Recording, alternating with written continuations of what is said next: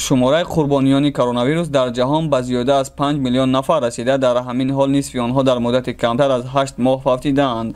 мувофиқи таҳлили хабаргузории Reuters, ҳолатҳои марг аз коронавирус бо гузашти каме бештар аз як сол аз оғози пандемия ба 2,5 миллион нафар расида, боз 2,5 миллион нафари дигар дар муддати камтар аз 8 моҳ фавтидаанд. тибқи ҳисоби хабаргузорӣ, беш аз нисфи маргҳо аз коронавирус дар саросари дунё, ки ба ҳисоби миёна давоми як ҳафта сабт шудааст, ба Иёлоти Муттаҳидаи Амрико, Русия, Бразилия, Мексика ва Ҳиндустон рост меояд. дар ҳамин ҳол афзоиши глобалии сатҳи маргу мир таи ҳафтаҳои охир кам шудааст, менависад хабаргузорӣ. таи ҳафтаҳои охир дар саросари ҷаҳон ба ҳисоби миёна 8000 ҳолати марг ё худ 5 марг дар ҳар як дақиқа ба қайд гирифта шудааст.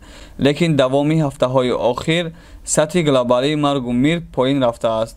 гуфта мешавад, сатҳи баландтарини марг дар Амрикои Ҷанубӣ сабт шудааст, ки 21% аз ҳамаи ҳолатҳои марги сабтшуда ба он рост меояд. дар идома Амрикои Шимолӣ ва Амрикои Шарқӣ қарор доранд, ки ба онҳо зиёда аз 14% аз ҳамаи маргҳо рост меояд.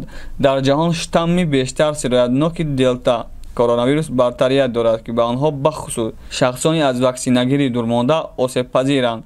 варианти делта айни замон аз 194 кишвари узви Созмони ҷаҳони тандурустӣ дар 187 кишвар ба қайд гирифта шудааст.